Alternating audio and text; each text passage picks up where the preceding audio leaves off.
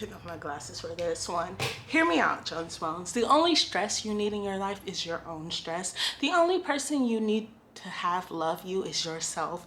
And the only person that you need to carry on your own shoulder is yourself, okay?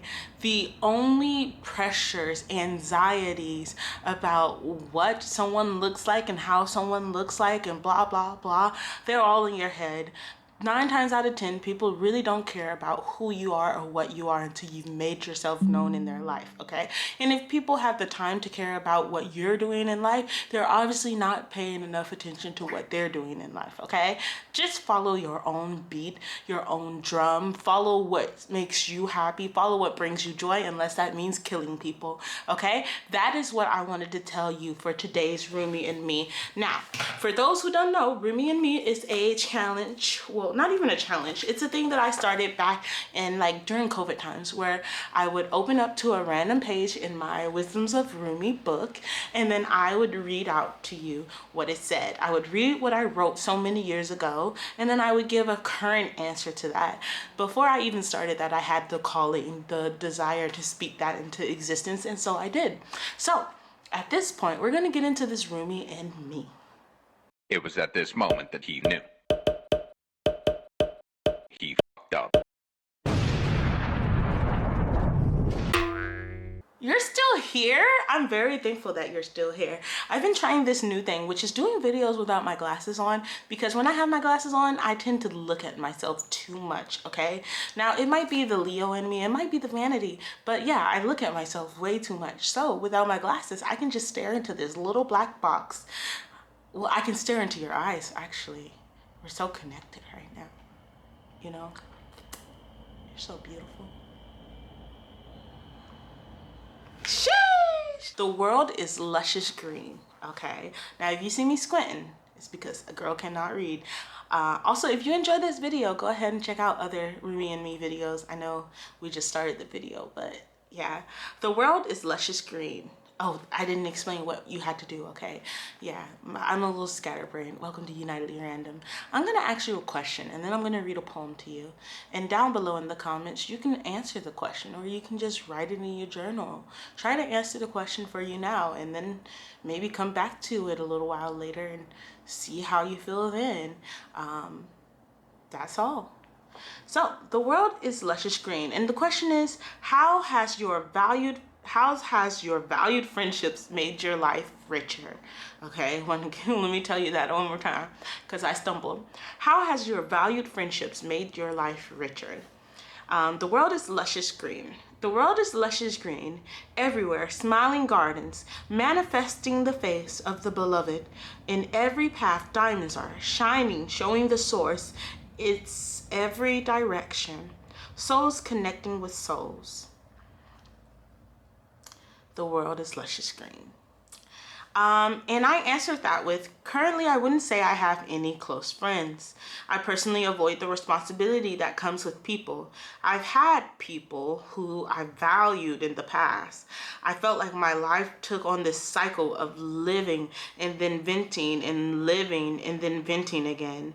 I think it's easy to get in karmic debt when you deal with people who don't feel comfortable in themselves or how to hold boundaries. When I did have a close friend, my life was richer with companionship. I felt alone, and an aloneness that's worse than being alone, actually. So I was starting to say that I didn't feel alone when I was with this valued friendship, but there was a deeper aloneness where even though I could be myself, there was always a am I being too much type of thing. Even though I valued that friendship a lot, it still reminded me that I'm not in a place where I can truly accept this love as of right now. And I think to a certain extent, what I came in and saying before was like, it kind of hits this a little bit, because my whole mindset was, you know, one time I got in an elevator, and in this elevator, you know, I was dressed up, I was wearing a costume, it was Halloween, and this couple came in and they looked at me and they just looked down the entire time. And then when I got out of the elevator closed up, and as soon as the door closed, I could hear them loudly laughing. And that made me be like, you couldn't wait until the elevator was like gone. But you know, I was like, well, it's not my job to take on other people's insecurities, right? It's not any of our jobs to take on other people's insecurities. We can just take on our own insecurities, right? And I felt like when I was in these friend groups, like in my childhood phase where I would be loud and rambunctious and very confident, the person who stands out the most usually gets the most fingers pointed at them. And I think that's because of others' insecurities, right? So because of others' insecurities, I had this feeling like there was something wrong with me for quite a long time. And I realized that in and of itself took me from being the confident person that I was to now having my own insecurities. Other people's insecurities make your insecurities. And when people speak, they're speaking to themselves more often than they're speaking to you. And that is a realization and something that we hear often, but it doesn't quite sink in until it does. It's so true. And even knowing that, and even having it have moments where it's sunk in and I completely understood that, I still will get in these human moods of, oh, well, that didn't make me feel too good in that moment. The ego is damaged. And what do you do when your ego is damaged? All in all, we are the only people who can control. We are the only people whom we can control ourselves.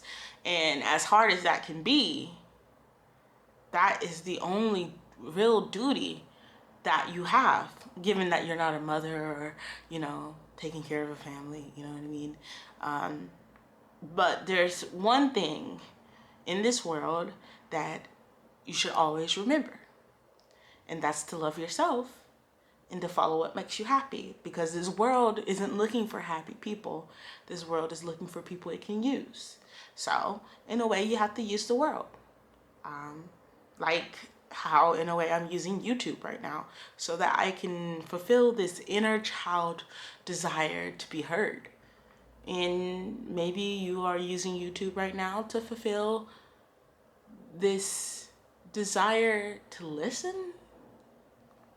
I don't know. I don't have the answer, Sway.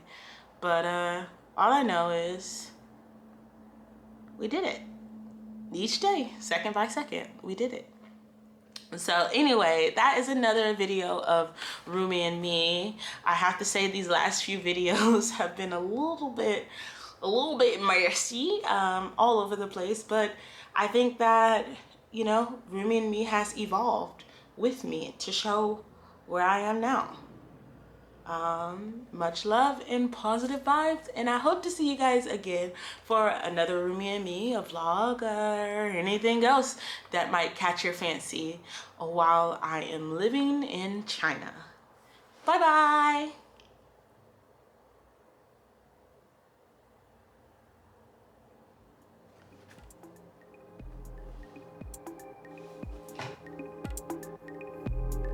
I didn't want to say this earlier, but if you're still here, you sexy too.